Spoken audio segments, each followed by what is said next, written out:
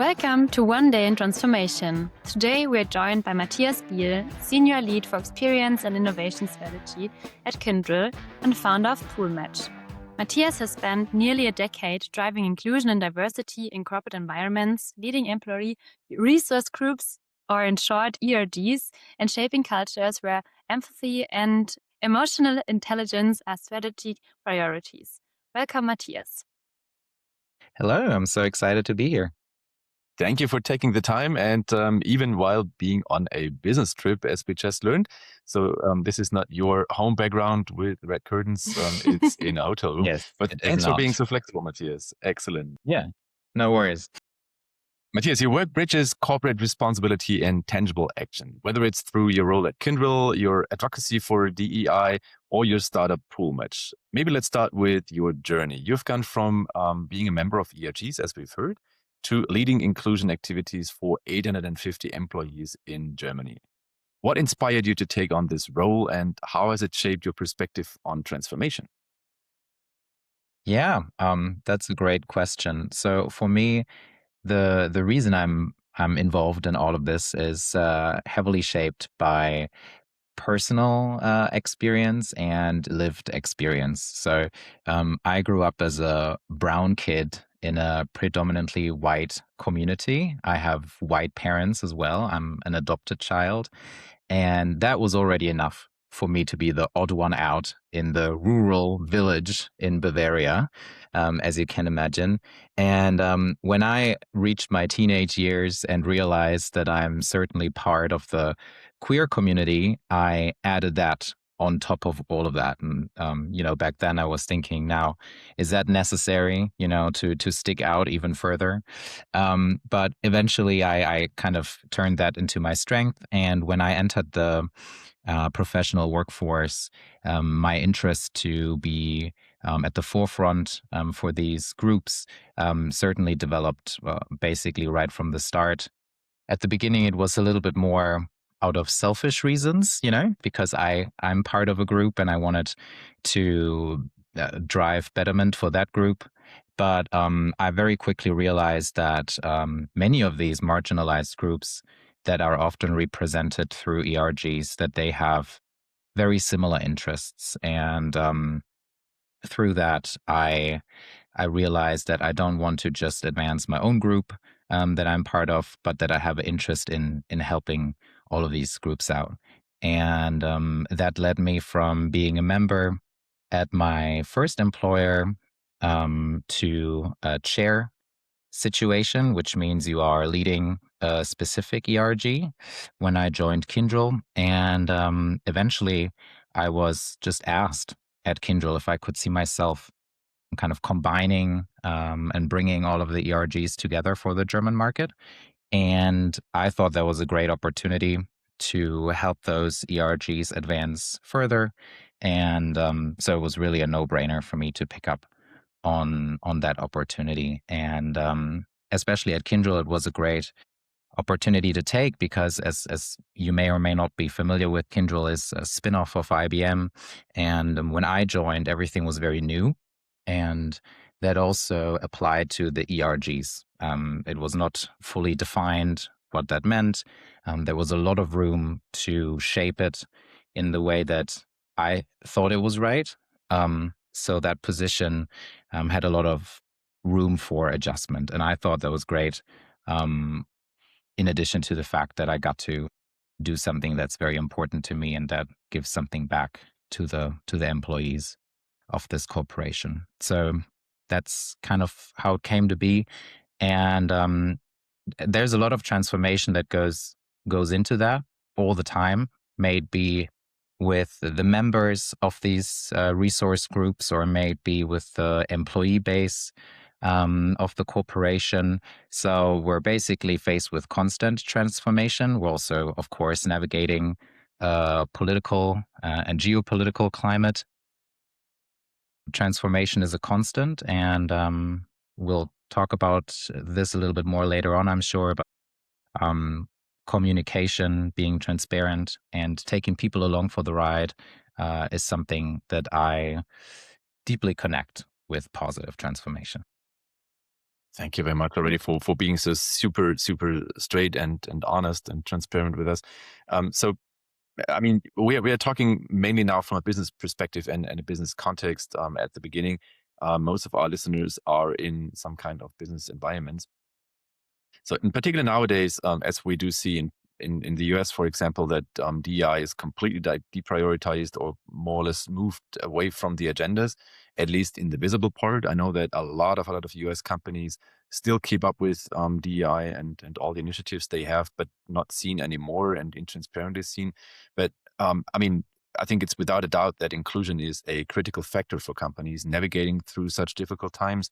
Why do you think that organizations that prioritize diversity, equity, and inclusion are maybe better equipped for transformation? Yeah, and this doesn't simply apply to companies putting a focus on diversity and inclusion.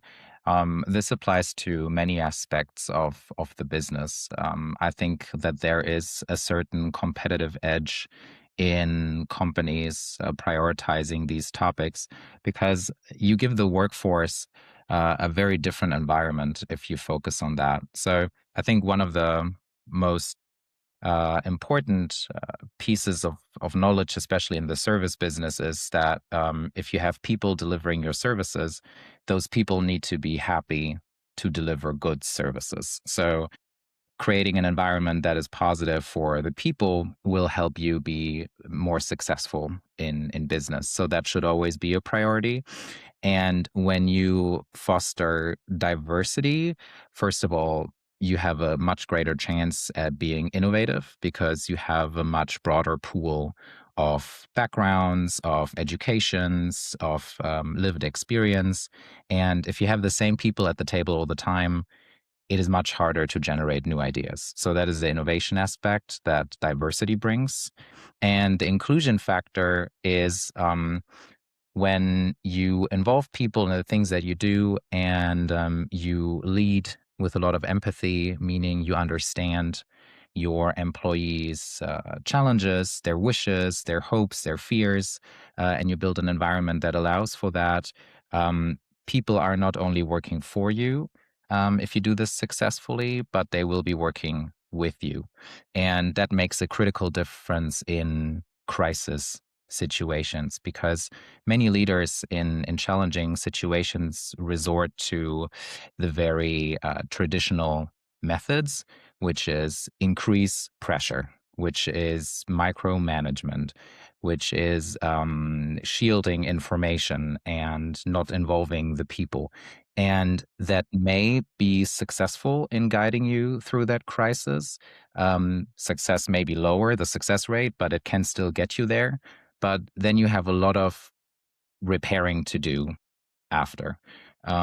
If you prioritize an inclusive culture and you take the people along and you're working with them instead of them for you, then people have, in the best case, even an intrinsic motivation to help you as a leader through that crisis. And if you come out successful at the other end, then there's no repairing that you have to do. You have navigated this crisis together. This is a joint success because it's not them for you, but it's all of you together.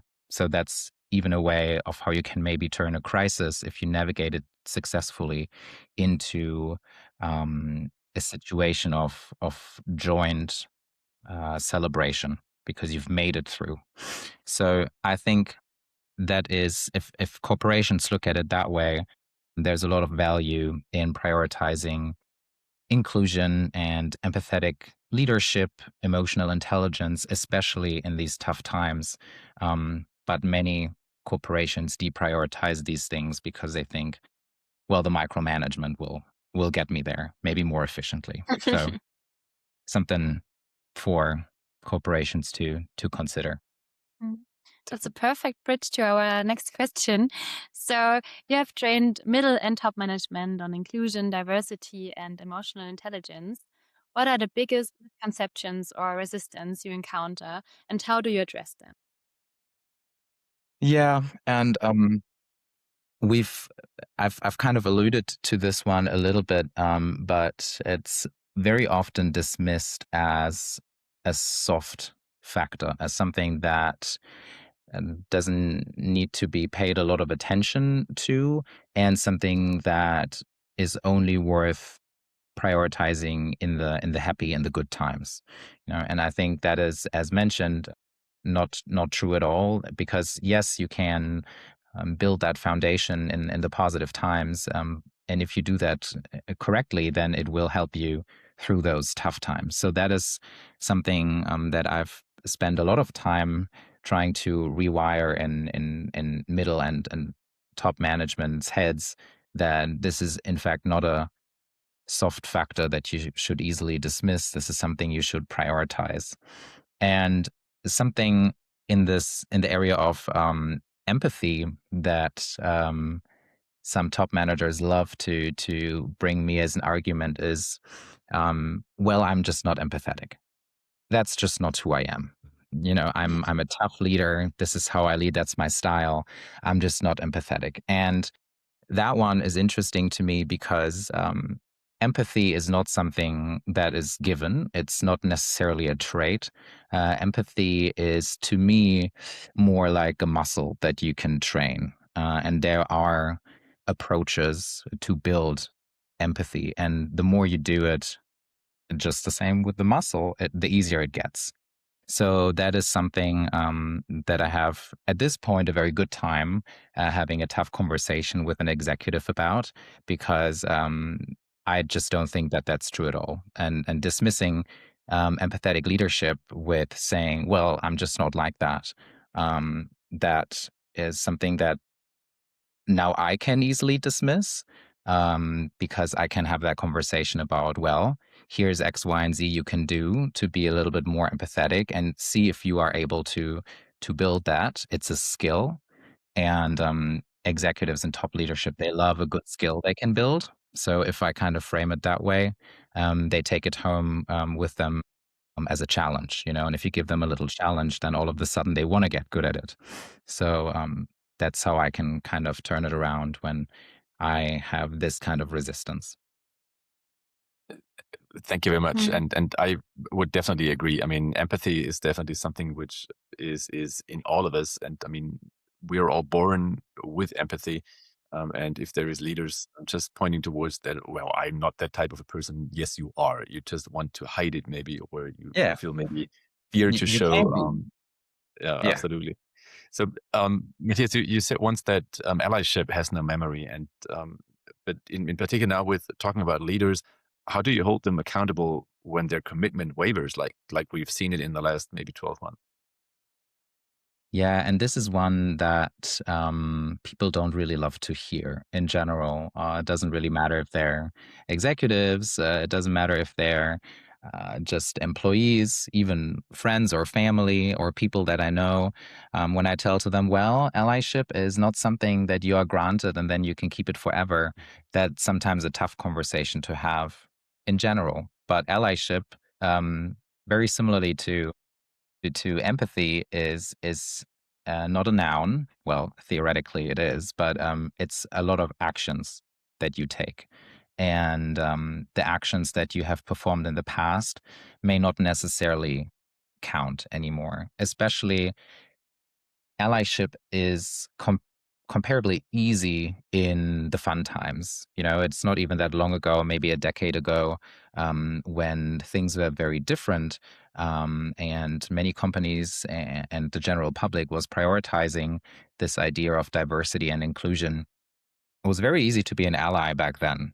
Show up to the parades, have a good time, maybe wear a fun colored T-shirt, and there you go. And that was allyship. And today it is much more challenging. Today you have to show up, you have to stand up, you have to speak up, and very often times in very uncomfortable situations potentially. And that's where allyship gets tougher. And that is also when the the decision will be made whether your allyship is performative or authentic. And that is also something the community from time to time is very divided on, because even performative allyship can be better than no allyship at all. But authentic allyship is being there for the community, especially in the tough times when it's not trendy, when it's not fun. Don't put yourself in danger ever. Yeah. But it is showing up at places that maybe you don't want to be, especially when the community needs you. And that also applies, by the way, not only to the community that I identify myself with, that applies to all other communities and marginalized groups. They need that kind of allyship um, just as much. And when it comes to leaders or executives, there is a lot of tough conversations to be had. And where I usually start, and I do start there with a lot of conflicts, is to understand where the change of mind or the resistance is coming from. I love a good root cause analysis. Let's ask why 5 times for us to figure out where the change of heart is coming from. And once we've unpacked that, maybe fears of repercussion, maybe fear of bad PR, losing business, whatever it may be, then from there we can try to jointly develop a way as to how we're addressing that. But usually it's not, especially when a person has shown strong allyship in the past, it's usually not that from one day to another they don't like the community anymore. There usually is some other kind of motive. And instead of going for escalation, and trust me, it's not always easy to keep the emotions in check, especially when it's a topic that is this close to some of us. But unpacking that together and then jointly finding a way to move forward is how I usually go about it. And that's again, thank you very much for all that straightforward and honest emotions, what you're bringing up here. We do have listeners all over the world, and maybe one or the other is not thinking out, well, and how could I get into that, and how could I maybe get connected with people? And that's where we talk about maybe your hot project. Yes, Pool Match. So officially launching these days as we speak. So it connects people randomly to foster empathy and break down barriers. So why did you choose randomness over algorithms, and what have you learned from the participants? Yeah, so my own little project, which is something I'm very excited about. So thank you for bringing that up. And I have to make this clear, yes, that I'm speaking personally and not for my employer. But the reason that I chose randomness is because I, from time to time, feel a little bit of artificial intelligence fatigue, for example. Yeah, I mean, I work in tech and I'm constantly surrounded by it. And don't get me wrong, Kyndryl is very, very good at it and at the very forefront of enterprise grade AI. But also in my personal life, it is kind of creeping into every corner, every update for your software that you personally use, every device. It is now in there because that's what's trendy and what drives shareholder value. So it is just everywhere. And that sometimes to a point where I'm feeling a little overexposed, a little oversaturated to it. So that's why I said from the very beginning, I would like to leave these matches to chance. I don't want another fancy AI or algorithm trying to figure something out for me. I would rather leave it to chance. And other than the AI fatigue, it's also a very distinct design choice because I didn't want an algorithm figuring out who matches best or who may be interested in who, because that is not the point. The point is to have the randomness bring people together and through that spark conversations and connections that are unexpected. Because an algorithm, it's a probability, and that is something where you can expect something, and the same goes for AI. But the randomness is hard to predict, and that is what I wanted it to be at its core. So those two are what motivated choosing the randomness. And from the participants, I've learned that more people than I expected initially are very willing to meet people that they wouldn't meet under usual circumstances, because I had to consider at the start, would people even be interested in this? It takes them out of their comfort zone, certainly for a little bit. And are people open to leave their comfort zone? I personally believe, and I know this one's a very common thing people say, that growth only happens outside of your comfort zone, but that doesn't really mean that people love to leave it, So True. I wasn't sure, and I was surprised that many people were open to it. And as we are trying to scale, we'll see if that is true for the broader spectrum of people or just for certain areas. But that is something that very positively surprised me starting out. So if the listeners out there, if you're already interested in learning more, we'll definitely put the link to Pool Match into our show notes, and we are more than happy to connect you directly to Matthias.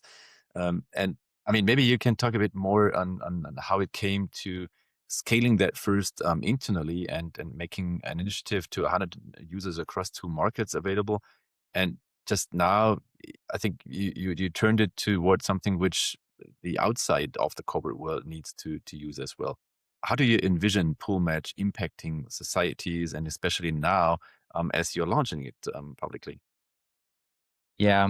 How it came to be, it was kind of interesting because I did have some testing ground, because Pool Match, the way that it exists now, I built it in the matter of a couple of weeks, and then had 1 month for testing. And people may say that's a risky choice, just 1 month of testing with very few users. That is very bold. But the truth is, I had more testing, just in a different environment before. So I had the great privilege to do this at Kyndryl before as an initiative of our ERGs, and under a different name and with a very different technology setup, but launched it for Germany and scaled to over 100 users. And we're entering a second market, which is already decided. And then there's 2 more markets currently interested, and we're scaling globally. And that is all inside of Kyndryl. So we're connecting employees that wouldn't usually meet to have a conversation. This is a very, very large company, and so we're sparking conversations and broader horizons there as well. And the whole time while we did that, and people were very excited about it, it kind of in the back of my head the whole time I was thinking, man, I think this could also be good for just people outside of corporations. Maybe there's something there. And that thought kept popping up for so long that eventually I had some conversations about it, and people were quite agreeable. And then I said, well, I have very little to lose. I'll just bring it into the world. And if people like it, we'll see what comes of it. And that's how it came to be. And of course, I have a very flowery vision for it, maybe a little bit naive, maybe a little bit too big, but my hope is that it does maybe bring our very polarized and from time to time divided society maybe a little bit closer. I don't think it will be the magical solution to our differences or to our disagreements, but I think it may spark a couple of mind-opening conversations, and people from different walks of life and different corners of society may meet each other and hopefully understand, yeah, we might look very different from the outside, and we may lead very different lives, but at our core, we're not that different after all. So that would be my vision and my hope. And at the end of the day, if it broadens the horizon of one person, or if it makes one person's day better, or if it builds one person's empathy, and it already is a job well done. So yes, there's this huge vision of what it could deliver, but if it just makes a couple of people happy, then I'm already satisfied as well. I love your idea. It's so impressive to see. Absolutely. Yeah, amazing. But how do you ensure that these connections lead to meaningful outcomes rather than just superficial interactions? So when you sign up, and you receive your match, so it's a monthly cycle. Every month you will get an email with the person that you're matched with, and it's very basic information about the person. I don't want to foster uh, stereotypes or expectations before you've even had your conversation. But what you also receive is a conversation starter, a conversation suggestion, and these topics are carefully curated and they are personal, not controversial. Of course, we're not asking for something that will spark heated debate, but it's personal in the sense of it's not about work. It's something that everyone can relate to in the most cases, and it's something that humanizes both parties, that so that both participants understand, oh, this is a person just like me. May it be some rituals that they practice. I don't know, maybe the 5 a.m. club or a late night reading, or what is an app that you use on your phone that people may not expect, but you are a big fan of. Something kind of shallow but personal enough to spark some real conversation. So that is something that's also delivered with it, not only to help people get going, but also set up the conversation in a certain direction so that it's not just hello, how are you? Good to meet you. Goodbye. But definitely more than that. Excellent. Excellent. I mean, we are providing, and all of our listeners, constant listeners know that, always people the opportunity to just maybe broaden their current environment. So maybe if you could partner with one organization, if you would have a wish free to amplify Pool Match's reach, who would it be? And maybe you can use it now. Maybe we have listeners now out there saying, well, that's not super interested. Let's just talk to Matthias. Yeah, and what a great question. And that is not something that is super easy to answer. There's probably a couple of directions that the answer could go. But what I'm mostly focused on is reaching a lot of people, because what I'm trying to deliver with Pool Match is to break out of echo chambers. But unfortunately, I also live in one.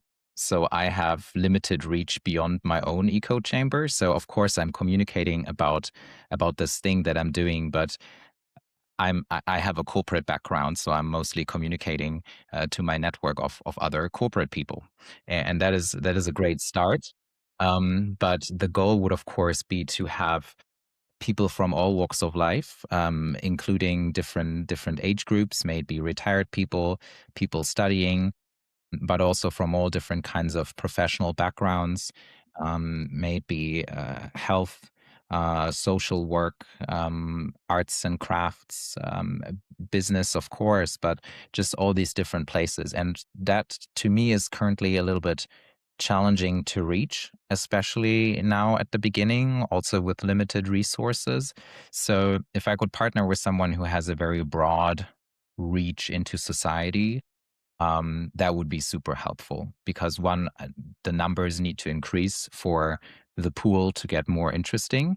And then the more diverse it gets, the more it can deliver on its promise. And an area where I see that being a possibility would be a media outlet in some kind of capacity. So may it be an online platform with a huge audience, may it be traditional media in whatever flavor, that would be very helpful to simply get the word out, and get people interested and excited about joining and broadening their horizons. So that's really what would help me push forward at the moment.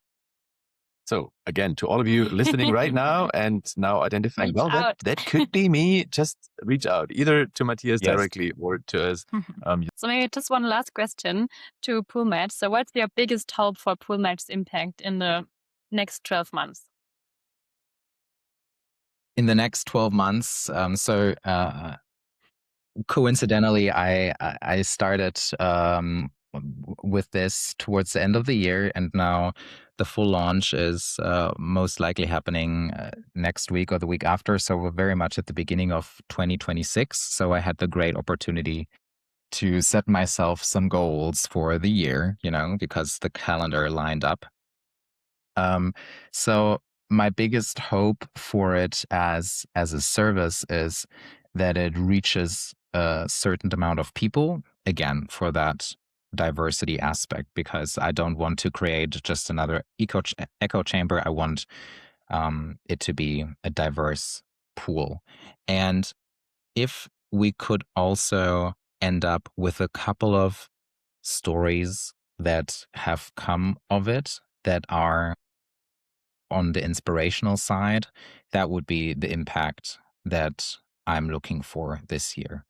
May it be a financial analyst meeting an artist and them having a very heartfelt conversation about a topic that was delivered. If there would a story like this, if that would develop and they would be willing to share it, then that would be not only great in general, but that would also be the impact that I'm looking for. So if a couple of these impactful, horizon broadening, empathy building conversations can happen throughout the year, and you can believe it, I will be very close to my friends and family that are part of that pool, and I will be checking in with them month after month. Now, what did you talk about? Did you have a good conversation? Yeah, that is the impact that I'm hoping for. Starting small. I know society won't change in a year, and certainly not through a small matching service. So that is not what I'm trying to achieve in a year. Even though I do believe in setting lofty goals, but that is a little bit too big. But if there are a couple of impactful connections scattered throughout the year, that would be enough for me to say, this is a job well done for the first couple of months. And we'll be with you all the time. So we'll support with everything we have. And a hard print is definitely ensured to be put into That's Pool great. Match. Thank you for that. So, Matthias, we have a tradition. So we always ask our Okay. guests to contribute a song to our playlist. So what track would you add and why? Okay, and this one was a little bit tough.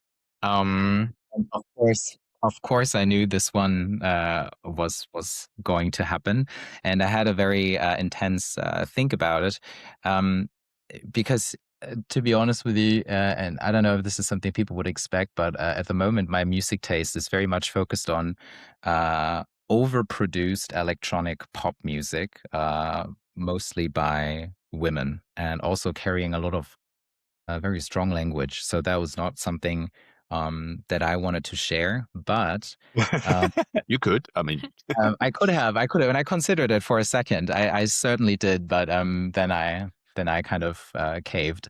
But there's a lady out there that has done music like that, but has incredible range. So the song that I've chosen and the artist is Rosalía, so a Spanish artist, and the song is from her newer album. The album's called Lux, and the song is Reliquia.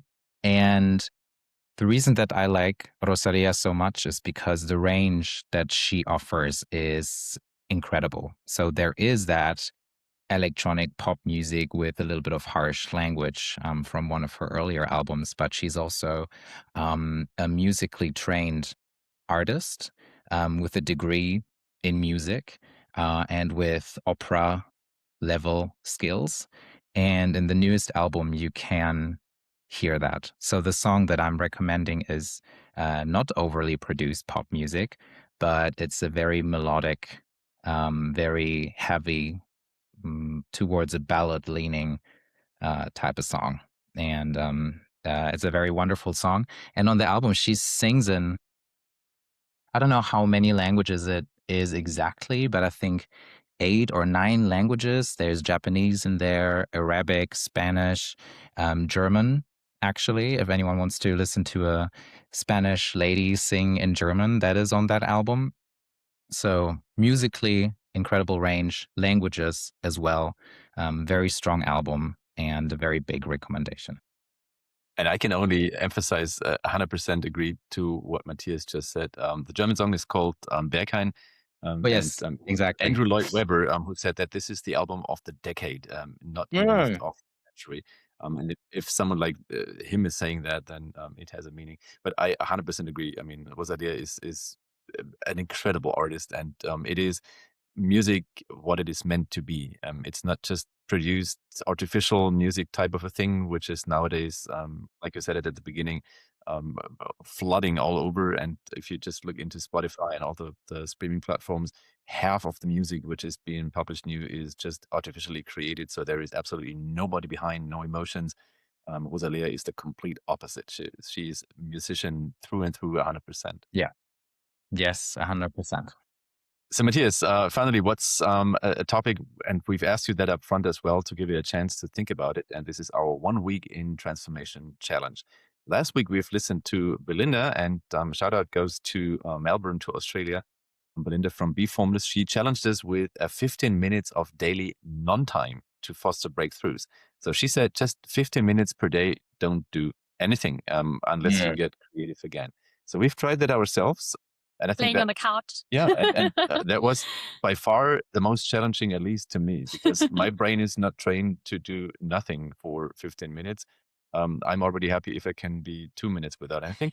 But yeah, it was a great challenge for us, at least. And we can just recommend it to everyone out there as well.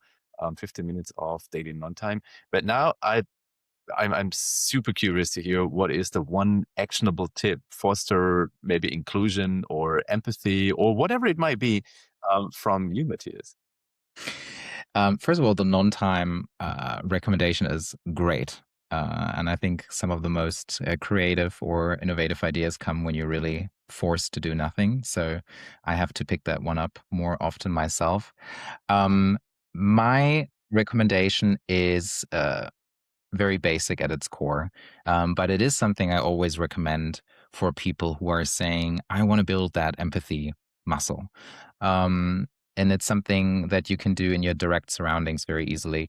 And that is spark up those little conversations with strangers that you run into once in a while, but you just have not spoken to. Try to learn their names and have maybe the tiniest of conversations. And that may be out of the comfort zone for many. It is for me as well. But that is, as I've said, where the growth happens. And I'll give you a very quick example as to how that actually grows empathy. We have a new family in our home, and they've been there for maybe 6 months. And there was a lot of noise all of the time. And, we were sitting in our apartment. We're like, "Oh, this is so annoying. It's late. Why is it so loud? What is going on?" And then I met this person in the hallway and went out of my way, out of my comfort zone to spark up the little conversation. Then learned they're a single parent with 2 little kids and really trying their best. And then the next time the noise happened, something shifted because no longer were we saying, this is so annoying, what's going on? But we were thinking, this is a single parent with the 2 kids running around. And I know they're trying their best. And I know they're not doing this on purpose. So a lot of understanding developed through this little connection. And that is actually empathy growing. And that can only happen if you learn a little bit more about another person, because without that knowledge, building empathy is very, very difficult, if not impossible. So speak to your male person, speak maybe a little bit to the person at the grocery store where you're checking out, someone you meet in the street, or a colleague that you know very briefly but haven't really spoken to. there's a lot of growth potential in these little encounters. So if you pick up on that, it'll help you drive up that empathy. Love that. And we'll directly start maybe today in public transport. Yes. That's just amazing. Thank you very much for that. Yeah. So unfortunately, Matthias, we're already coming towards our end. So this is just the time flew by. I would have just one last final question, maybe towards the aspect of change. If you could change one thing and just dream without limitations, without any kind of boxes, and if that one thing could change how companies approach transformation or inclusion or both tomorrow. I've already alluded to this one before. If someone listening is looking for a big revelation towards the end, it's not coming because I've already kind of said it, but prioritize it. Put it higher on your prioritization list, and that goes for transformation and inclusion alike. If you want to successfully transform, you need to prioritize executing it seriously and putting all the work in to do that seriously. And the same goes for inclusion. If you want to prioritize inclusion, you have to do it with the focus that is necessary. And if it's an afterthought or not on your list at all, I would advise against that. So bump it up a couple of steps on that prioritization list and take it seriously. And how do we convince the world that sometimes the best connections are the ones we don't plan for? This one, because my short answer to that would be because growth only happens mostly in the unexpected situation. So if you plan for it, you are already anticipating it, you are preparing yourself for it, and that's great and sometimes necessary, and growth can still happen in these prepared situations. But the ones you don't plan for, where you have to swiftly adjust, or where something very unexpected happens, or there's just a spark you didn't prepare for, those are the ones where the real growth will happen outside of the comfort zone. So if you want to grow, then you have to put yourself in these unplanned situations sometime to an extent. As I've said, don't put yourself in danger. Yes, keep that in mind. But for real growth, you have to chase those unexpected connections sometimes. Not always, but sometimes. And I can give one very concrete example, and this is exactly this podcast, because guess what? I did not plan it, and Tia didn't plan it either, that we will have that connection with you. I mean, we've learned about each other, Matthias, which is some time ago, and you stepped out of your comfort zone and just directly got connected with us, asked us, well, would you be interested in having me as a guest in your podcast? And we immediately said yes, and now this is where we are. I mean, first of all, it's one of the best examples that is an unplanned connection, which turned out to something really, really good. And I already love our episode. And secondly, it's a shout out to all of you out there. If you think you have something to share, if there is something you would like to share with others, would like to get seen or heard, please just feel free, get in touch with us. We have the year in front of us. It's only episode 5 now with Matthias. So we have another 40, 42 maybe in front of us. Enough space and enough room. Already thank you so much for the time with us, and thank you for sharing all the thoughts with us. No, thank you so much for having me. You are exactly right. This is a wonderful example of leaving your comfort zone for 2 minutes and something wonderful coming out at the other end. Most definitely can agree and recommend. Yeah, what a wonderful time to be here. Thank you for that. Thank you very much. Thank you. That's all for today's episode. So thanks again, Matthias, for sharing your insights, your projects, your vision with us. And as Rainer said to our listeners, if this conversation resonated with you, share it, try Matthias' challenge, and stay tuned for more transformative stories in season 2. Until next time, and remember, transformation starts with mostly a single step, or in this case, with just a single connection. With that, one day in transformation. Thank you, Matthias. Thank you. Thank you.